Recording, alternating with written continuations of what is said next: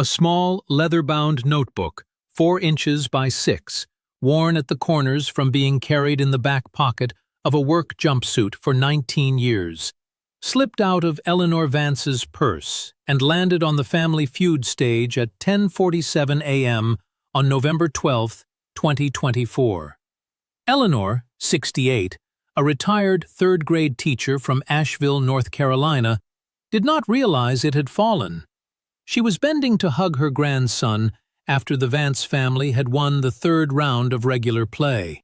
The notebook slid 3 feet across the polished wood and came to rest at Steve Harvey's left shoe.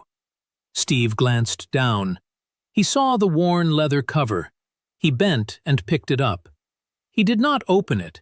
He held it out to Eleanor, and then he noticed what was written on the front cover, in black Sharpie, in the blocky handwriting of a man who had not written a word since 2005. "Things I want to say to my wife, if I ever find my voice again." Steve Harvey's hand closed around the notebook. He did not hand it back. The studio fell completely silent. Eleanor looked up from her grandson. She saw what Steve was holding. Her knees buckled. Her brother caught her under the elbow. And then Steve Harvey said 11 words that had never been said on the Family Feud stage in 15 years. "Ma'am, is this your husband's? The one who couldn't come with you?" It was a Tuesday morning at Tyler Perry Studios in Atlanta. The Vance family had flown in from Asheville the night before, 5 people on a blue side stage. Eleanor stood at the far left in a navy dress and pearls her daughter had clasped for her that morning because Eleanor's hands had been shaking too badly. Beside her stood her son-in-law, Thomas, 44, a high school biology teacher who had taken the week off work to fly with his mother-in-law. Beside Thomas stood Eleanor's younger brother, Dennis, 65, a retired postmaster from Asheville. Beside Dennis stood Eleanor's sister-in-law, Margaret, 62, and at the far end stood Eleanor's grandson, Caleb, 17, a high school senior with his grandmother's exact eyes. 5 Vances. The 6th seat in Eleanor's life, the one that should have been beside her, had been empty for 19 years. Not because of death, because of a silence more complete than most deaths. On the red side stood the Washington family of Baltimore, 5 sisters led by the oldest, Denise, a pediatric dentist with a laugh that carried into the back rows. The lights warmed. Eleanor pressed her purse tighter against her side. Inside it, hidden in the inner zipper pocket, was a small, leather-bound notebook she had found in her husband Arthur's dresser drawer 19 days earlier. Arthur had not known she had found it. Eleanor had not told anyone, not Thomas, not Dennis, not her own daughter Sharon, that the notebook existed. She had brought it to Atlanta for reasons she could not yet explain to herself.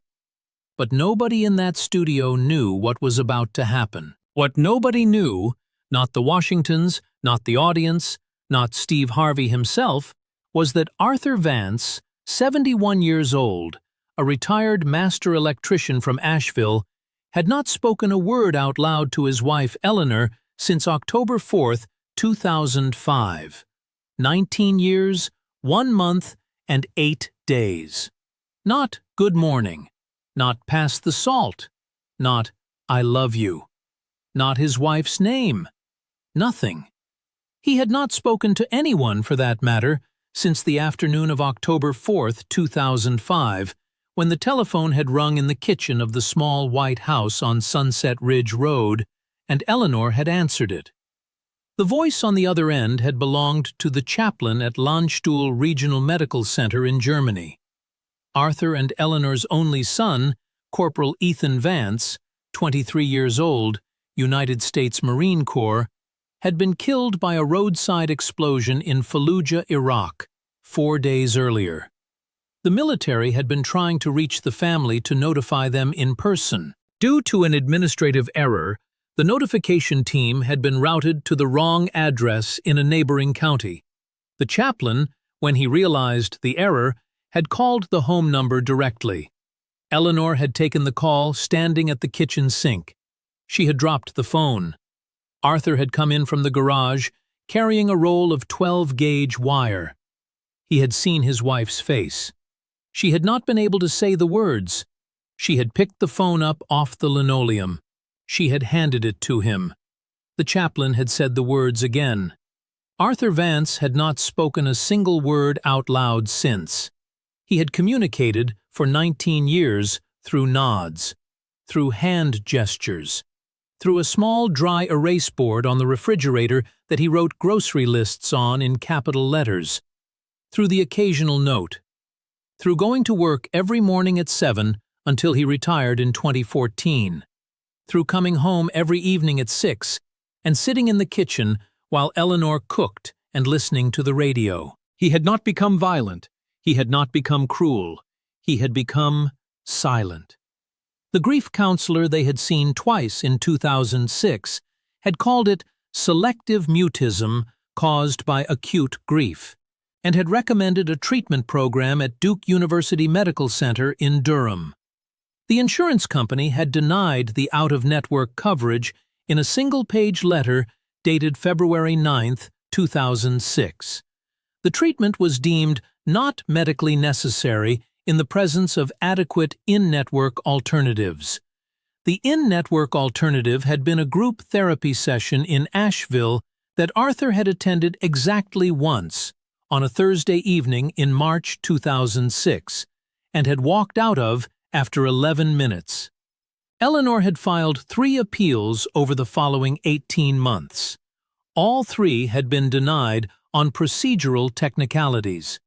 In 2008, a private specialist at the University of North Carolina had offered to evaluate Arthur on a sliding scale basis for $8,000. Eleanor and Arthur had been paying off the funeral. They had not had $8,000. Eleanor had gone back to teaching full-time and picked up a summer job tutoring. She had saved. By 2011, she had the $8,000. By then, Arthur had shaken his head no for the first time when she had mentioned the doctor. Eleanor, in a decision she would come to carry the way Arthur carried Ethan, had decided to let her husband grieve the way he needed to grieve. She had respected his silence. Steve would later call what came out on that Family Feud stage the most important moment of his career. For 19 years, Eleanor Vance had talked enough for 2 people. She had told Arthur about her days at school. She had read him the newspaper at breakfast. She had narrated the television shows they watched. She had spoken his answers for him when neighbors stopped by. She had translated his nods to their daughter Sharon on the phone. She had done the thing widows do, except that her husband was still alive, still sleeping beside her, still eating her cooking, still wearing the sweaters she bought him for Christmas. And she had learned, over the years, to read Arthur's silences the way a deaf person learns to read lips. A long silence at dinner meant a hard day. A silence with his hand on the kitchen table meant he wanted her to stop talking for a minute. A silence with his eyes on the window meant he was thinking about Ethan. A silence with his hand in hers on the couch at night meant, she believed, something close to love. The one night Eleanor could not hide her own grief was the night of October 4th, 2014, 9 years to the day after the phone call. Eleanor had been cooking a pot roast. Arthur had been in the garage. She had dropped a glass casserole dish on the floor, and she had sat down on the linoleum, and she had cried for the first time in front of her husband in 9 years. Arthur had walked in from the garage. He had knelt beside her. He had put one hand on her back. He had not spoken. He had not gestured. He had simply knelt there with her for 41 minutes until Eleanor had stopped shaking. Then he had gotten up, cleaned the broken glass, and walked back to the garage. Eleanor had understood, that night, that she had married a man who could no longer say the words, but who had not stopped meaning them. She had decided it was enough. She had decided she would love a silent husband for however many years God gave her. Arthur was a good man who had been broken in a specific place. She had not asked him to heal. But Eleanor was carrying a secret about that silence that would soon change everything. 19 days before the Family Feud taping, on October 24, 2024, Eleanor had been folding Arthur's laundry. She had opened the top drawer of his dresser, the one where he kept his undershirts and his socks. Her hand had brushed something hard at the back. She had pulled it out. A small, leather-bound notebook, 4 inches by 6, worn at the corners. On the front cover, in black Sharpie, Arthur's blocky handwriting. Things I want to say to my wife if I ever find my voice again. Eleanor had sat down on the edge of the bed. She had opened the notebook. The first entry was dated October 4th, 2005. It was 3 words long. She fed me. The second entry was dated October 5th, 2005. She held my hand. The third entry was dated October 6th, 2005. She said his name out loud. I could not. Eleanor, sitting on the edge of the bed, had turned page after page. Arthur had written in the notebook every single day. 19 years and 20 days of entries. Some were one line, some were paragraphs. All were about her. All were things he had wanted to say out loud and had not been able to say. Eleanor had read the most recent entry, dated the morning before she found it. October 23, 2024. It said, "She is going to Atlanta next month. She bought a new dress. She thinks I have not noticed. I have noticed. She is the most beautiful thing in any room she walks into. I will never tell her. I do not know how. God help me." Eleanor had closed the notebook. She had cried for 40 minutes on the edge of the bed. And then she had done something she could not explain to herself in the moment and would not be able to explain to herself for 19 more days. She had slipped the notebook into the inner zipper pocket of her travel purse. She had not put it back in the drawer. She had not told Arthur she had found it. She had carried it to Atlanta. Arthur had not wanted to come on the trip. He had shaken his head no when Sharon had asked him the previous summer. He had shaken his head no when Eleanor had asked him in October. He had written on his dry erase board on the refrigerator one word: stay. Eleanor had understood. Arthur had not left the Asheville city limits since Ethan's funeral. She had kissed his forehead on the morning of November 11th, and she had told him she would be home Thursday night. He had nodded. He had driven her to the airport in the blue Ford pickup he had owned since 2002. He had stood at the curb and watched her walk into the terminal. He had not waved. He had simply watched. Eleanor had looked back once. Arthur had still been standing there. The regular game at the Family Feud taping had gone well. The Vances had won the first round on a question about things a grandmother keeps in her purse. They had lost the second. They had taken the third on a question about things you find in your father's toolbox. Caleb, 17, had answered for the family. "A note my dad never sent." Caleb's own father had left when he was 4. The answer had landed at the top of the board. The audience had gone quiet in a particular way. Steve had paused for a half-second. He had moved on. He had not pressed. Eleanor had hugged Caleb hard after he came back to the family row. And as she had bent to hug him, the small leather-bound notebook had slipped out of the top of her purse. The purse had been at her feet. The notebook had landed on the stage floor, spine up.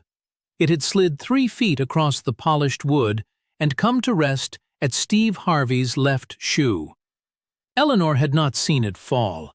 She had been hugging her grandson. Steve had glanced down. He had seen the worn leather cover. He had bent and picked it up. He had read the front cover in black Sharpie. He had read it twice.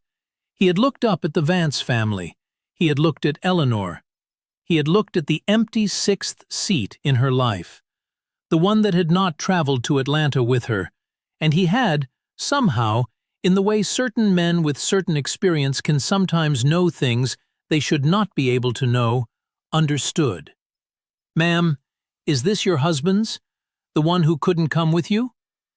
Eleanor looked up. She saw the notebook in Steve Harvey's hand. Her knees buckled. Dennis caught her under the elbow. Thomas caught her other side. Eleanor did not speak.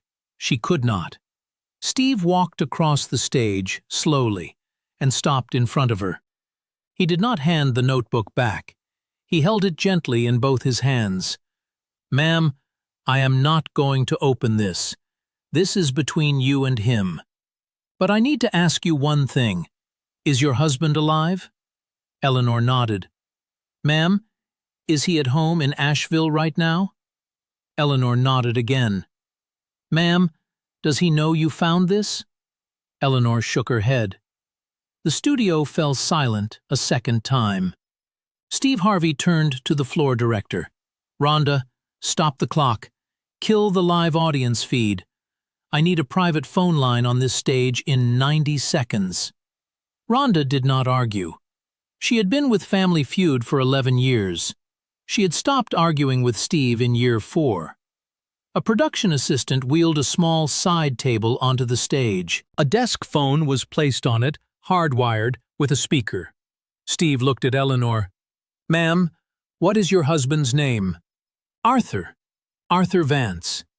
"Ma'am, what is the number at your house?" Eleanor gave him the number. Her voice was barely there.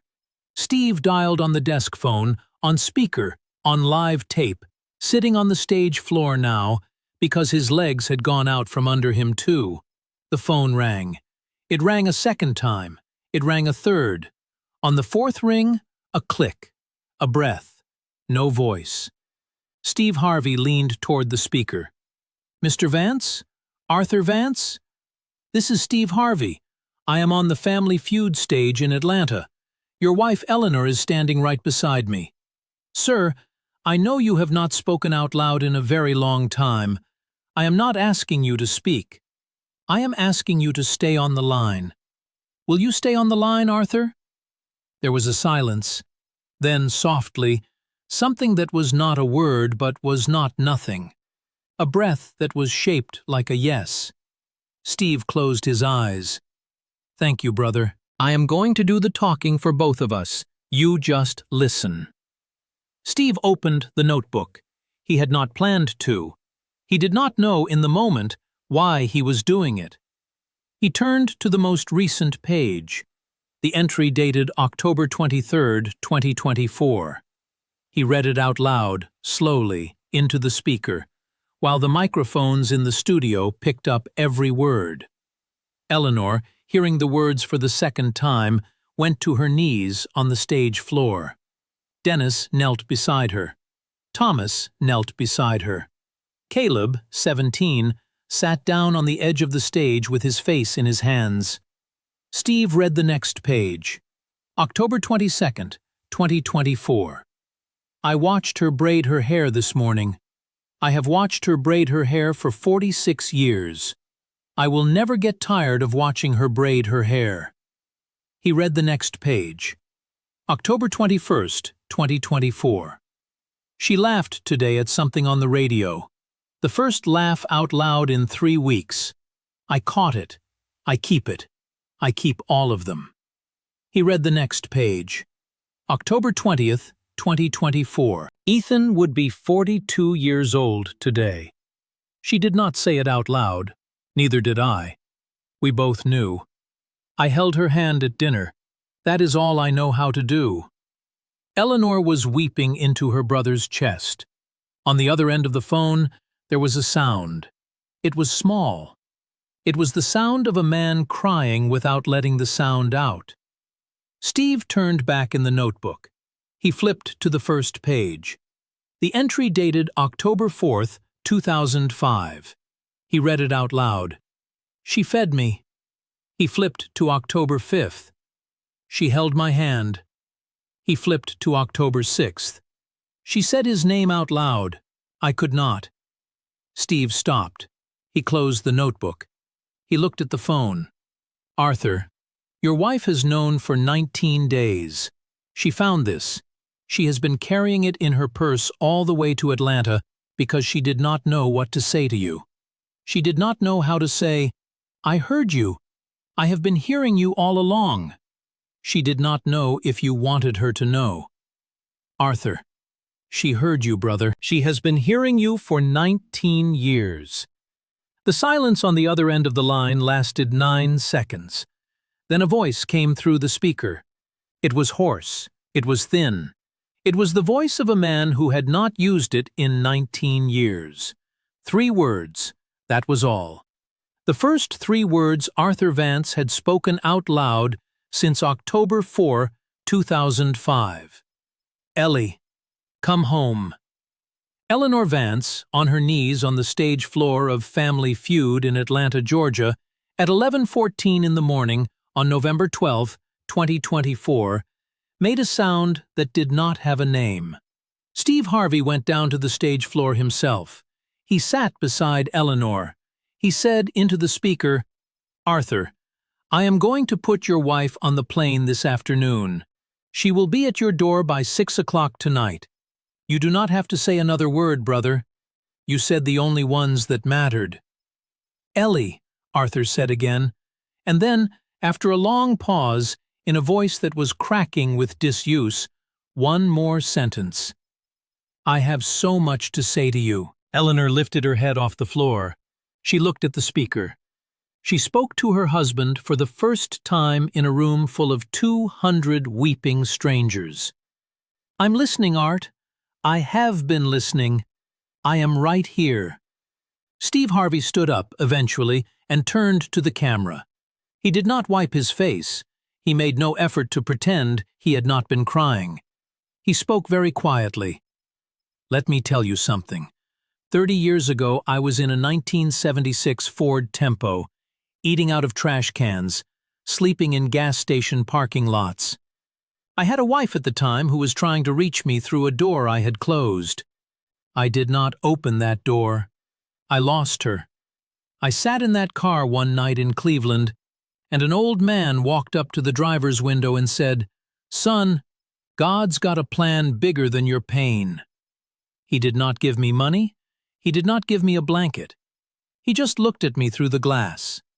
He saw me. And I made a promise to God that night. I said, Lord, if you ever get me out of this car, I will spend the rest of my life being the old man at the driver's window for somebody else. Arthur Vance, brother, today I was the old man at the driver's window for you.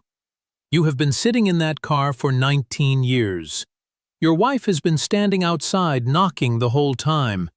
Let her in, Arthur. Let her in. But Steve wasn't done. He pulled out his own phone. He called Dr. Ravi Sharma, a leading grief and trauma specialist at Duke University Medical Center, the same hospital the Vance's insurance had refused to cover in 2006. He asked Dr. Sharma to take Arthur and Eleanor as clients, in-home, starting Monday. He said he would pay every dollar. But Steve wasn't done. He called the private pilot who flew his personal plane. He arranged for Eleanor to be flown from Atlanta to Asheville that afternoon. Direct. He arranged for a car to meet her at the regional airport and drive her to Sunset Ridge Road. But Steve wasn't done. He turned to the camera. Everybody watching at home, listen to me. There is somebody in your house who has gone silent. Maybe 19 years silent. Maybe 19 days silent. Maybe 19 hours silent. You have not heard them because they have not said the words. You think they do not feel the thing anymore. You are wrong. They feel it. They write it down. They put it in a drawer. They do not know how to say it. The silence in a house is not the absence of love. It is sometimes the overflow of it, with nowhere to go. Your job tonight is to find the drawer. You know the drawer. Go look. Denise Washington, the pediatric dentist from Baltimore, walked across the stage. She took Eleanor's hand.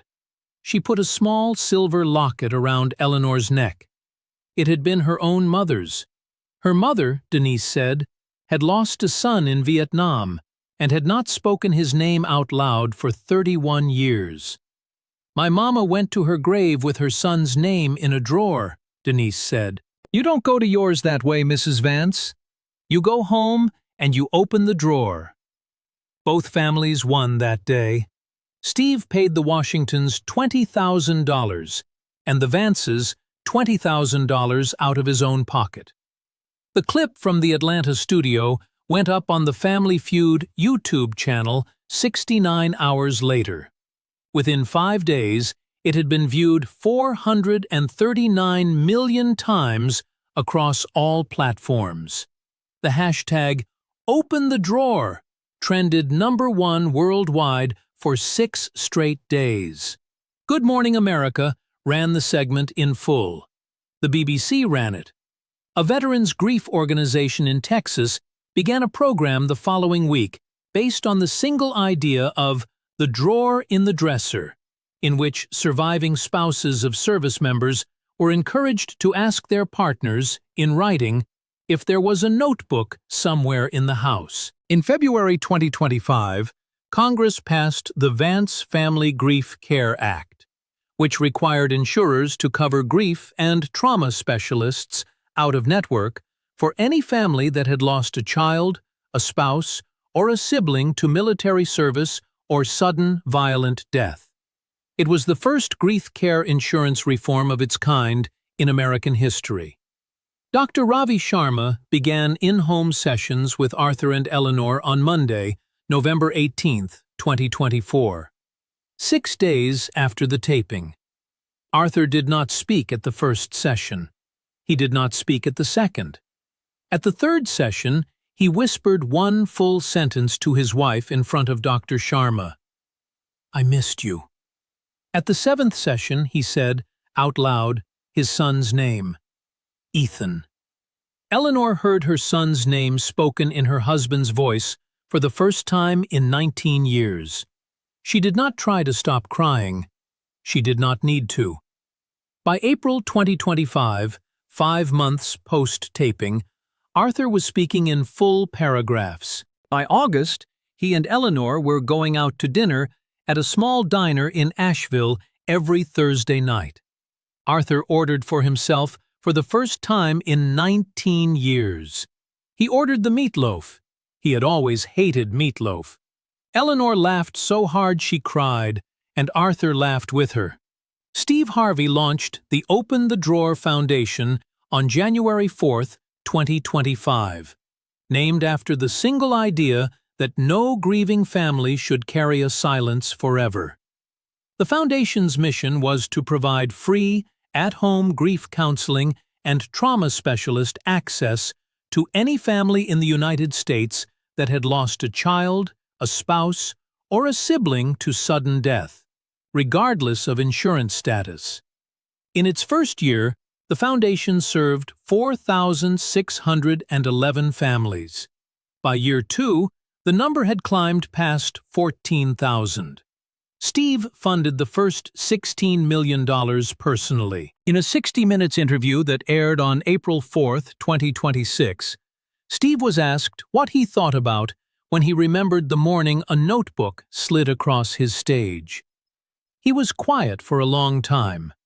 Then he said, "I think about the 19 years a man in North Carolina wrote to a woman he was sleeping next to every night. I think about how many husbands and wives and children are writing those notebooks right now, tonight, and how many of those drawers are never going to be opened. And I think this is the thing we do not talk about enough. Love is not always loud. Sometimes love is a man who has not said a word in 19 years, still keeping a list of everything he would say if he could. The question is whether the person who loves him will one day open the drawer." On November 12, 2025, exactly 1 year to the day after the taping, Arthur Vance, 72 years old, walked onto the main stage at the Open the Drawer Foundation's first annual gala in Atlanta. He was holding Eleanor's hand. He was also holding the leather-bound notebook, the same one that had slipped out of her purse on the Family Feud stage 12 months earlier. He walked to the microphone. He did not rush. Eleanor stood beside him with her hand on his back. Arthur Vance opened the notebook. He did not read from it. He closed it again. He looked out at the audience. He spoke 4 sentences into the microphone, in a voice that had come back slowly over 12 months and was now his own again. My son Ethan was 23 years old. I did not say his name for 19 years. I said it on Monday, November 18th, 2024, at 3:15 in the afternoon, sitting on my couch with my wife and a doctor my wife loved enough to keep trying for. And every single day since, I say it at least once. He turned to Eleanor. Ellie, I am home. Eleanor Vance put her forehead on her husband's chest. Steve Harvey, in the front row, did not try to hide that he was weeping. Somewhere tonight, in a house on a quiet street, there is a drawer. In that drawer, there is a notebook, or a letter, or a photograph turned face down, or a small box that has not been opened in a very long time. The person who owns that drawer has been carrying a silence that has become too heavy to set down alone. And somewhere in that same house, there is a person who loves them and who has not yet found the courage to open that drawer. This is why this matters. A silence is not always the end of a love story. Sometimes a silence is a love story waiting for one person, somewhere, to be brave enough to read it. Nobody is unreachable unless we have stopped trying to reach them. Before you close this video, do one thing. Go to the room in your house you have been avoiding. You know the room. Open the drawer you have been avoiding. You know the drawer. Do not do anything else tonight. Just open it. Sit with what is in it. Then come back here and write in the comments one word. Just one. The word you are feeling right now. I read as many of those comments as I can. Every single word comment in that section is a drawer somebody finally opened. Hit subscribe before you go, because tomorrow's stage is already being set, and somebody's notebook is already being carried in a purse to Atlanta.